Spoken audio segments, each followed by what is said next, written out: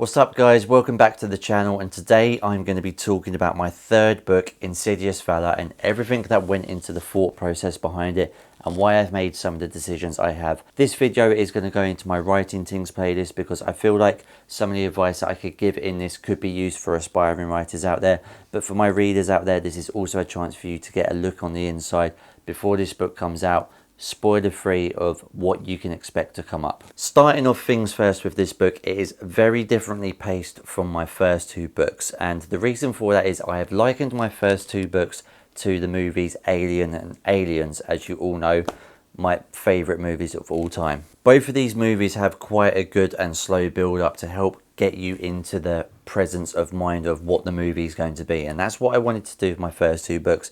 But I knew that if I took that on with Insidious Valour, then basically it would become very predictable and formulaic for the reader. So you want to keep your reader on the toes, I feel, and I feel like what I've done with the pacing of this, and I'll explain a little bit more in a second, is what I needed to freshen things up. So first off, I can say that the chapters in this are a lot shorter and a lot more fast paced. There is a lot more chapters in this book than there is in my first two books. That's because of also how the structure of the book is, and I will have to try and explain this to you a little bit because a lot of you know that I write my books in thirds, kind of like a movie, Act 1, Act 2, Act 3, but that's also for a purpose for me to send out to beta readers to get feedback. Whereas in Insidious Valour itself, this is the first time I've done a book that is in 3 separate parts, and that's because there was a lot of characters at the end of my second book which I needed to give a lot of page time, but I couldn't just jump them all in at once, especially with the different locations that they're all now at. So part 1 is broken into 2 storylines, one from Ryan's perspective and one from Mikey's perspective in France. And it jumps between the two of them, even though they're in completely different situations.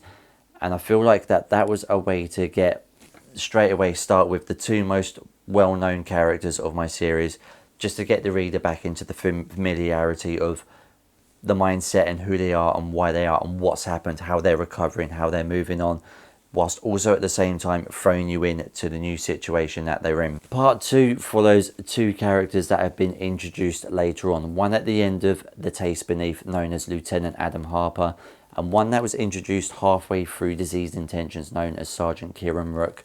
And it's also the first time, I'm going to come back to that, these characters were very important throughout the whole of Diseased Intentions, and they now have their own sort of backstory to follow. So stepping away from Ryan, I got a chance to give these 2 a little bit more time, and also why this situation is the way it is, and how, because a lot of people might have thought at the end of Diseased Intentions, where's this going next? And I had to make a lot of decisions that would make sense for Ryan to be where he is, because it wouldn't make sense for Ryan to run off and try and end the situation with Admiral when he knows that his people at the vineyard have got a target on their back.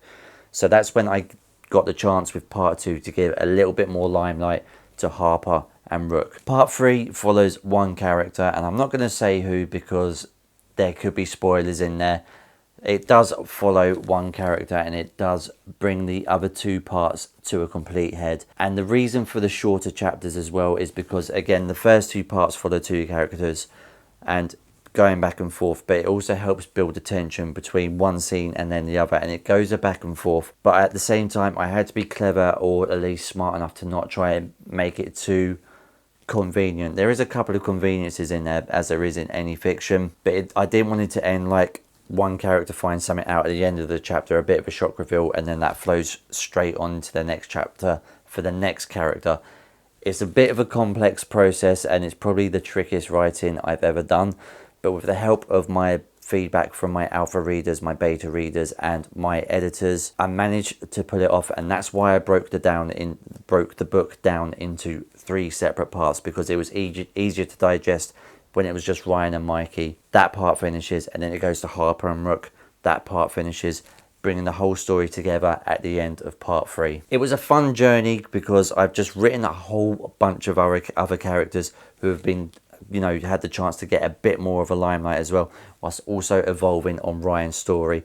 And this is the part that I held back on earlier, because this is the first time I've not written as much of Ryan, and as he is pretty much the core of my story, I knew it was a gamble and I knew it was a risk, but I knew it was the right risk to take because I wasn't throwing something into the story that didn't need to be there. In terms of to grab someone's attention, sometimes someone might throw something shocking into the story to add something new and fresh to it, whereas I already had the ingredients that I needed with these other characters just to give them more of a chance, for more of a spotlight, open up the world a bit and flesh them out just so you could get more into them as actual characters. It's hard to explain, but it was so fun to write these characters. Talking of characters, as I said, as it does jump between a lot more characters this time, a lot more of them have got a lot more time to shine, and I knew what I wanted to do with a vast majority of them, but I can say I've already teased what's coming with Ryan. I've held back from this part of Ryan for the first 2 books, but I can say Blood Ryan is coming and he's fully unleashed. Drinker and Dominic now Ryan's right hand men, because Mikey is no longer obviously there, do get a lot more page time, particularly Drinker, and I feel like Drinker has become a bit more of a fan favourite purely because of the way he was introduced at the Taste Beneath, but also because he's not a carbon copy of the characters before. Very much a comedy element, but also that link between Ryan and Harper. So yeah, Drinker got a lot more fun, and the relationship between Ryan and Drinker was just a charm to write. It wasn't quite as natural as for me to write Ryan and Mikey, but I think that the beginning part of this book with Ryan and Drinker just is very sort of the hard times and what they're going through, but just knowing that there is more support after Mikey is left should be very reassuring for the reader. Mikey, what can I say? He's stepping up more, particularly with everything that he's been through and what he's the decisions that he's made to lead him to why he's in France now. But you can see him just sort of adjusting to it and also missing the vineyard as well. So that was a good part to sort of write when I had the chance. But I said this book's pacing is very different, so you don't have to wait long for action and death. And Mikey, I always said, like, Ryan and Mikey, Ryan was the one who would step up, but I said Ryan had been unleashed on this. Yeah, Mikey has his chance too, and it was quite a I'm not going into that, but yeah, Mikey has a chance to step up and you know, do right. And yeah, so writing Mikey was fun. Jen, of course, you know, strong, hard ass, you know, girlfriend that she is. You know, carrying their baby. Yeah, it felt. Writing those two actually felt more parental than it ever had. They talk a bit more responsibly, but when shit hits the fan, my God, do they step up? Do they step up? Another fan favourite that a lot have been wanting to see a bit more of is Cassie. And some of the women in this book do get an absolute chance to shine. I knew, because my books are very male heavy, and it's not meant to be like that. I'm not, you know, I know there'll be some fucking Twitter activists screaming patriarchy and all that. My books are just very male orientated, but I knew, again, with just the plot and everything, I knew I had to freshen it up. So Cassie has a lot more, she has a lot more page time, but you understand her more in terms of what she's witnessed Ryan go through, and also raising their children as well. And she's, that calm innocence is ready to be shed. It's ready to be shed, and she's understanding, because she knew that the world was shit that they lived in before anyway, but she's willing to be out there a bit more now, is all I'm going to say. And this is due to another female character called Hannah. Hannah, as all of you know who have read Disease Intentions, is the daughter of Admiral, and obviously being locked up in that cellar downstairs. I think she only has 5 or 6 scenes in the book, but the way I wanted to do, you might say that's not enough, but believe me, those 5 or 6 scenes where she is in the book, she leaves her mark. She leaves her mark on Ryan, the characters, and she will leave her mark on you as well.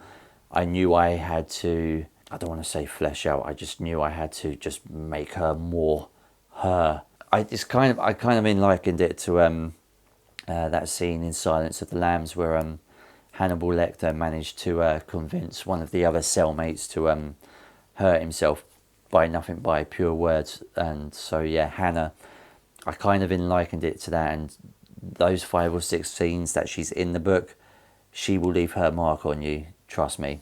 So those are the characters, that is the plotting and pacing, and I've likened to, I mentioned before that, you know, Alien and Aliens had a big effect on my decision to write The Taste Beneath and Diseased Intentions the way that I did. So when it comes to writing Insidious Valour, I was like, yeah, I thought about all of my favourite movies, my favourite movie franchises: Alien, Predator, Terminator, Jurassic Park, and all third installments of those franchises suck. So when it comes to the sort of style and why I was doing the things I was doing with Insidious Valour, instead of likening it to my favourite movies, I likened it to my favourite musicians, particularly Korn and Slipknot, who both have, the first two albums are very similar. In my case, The Taste Beneath, Diseased Intentions.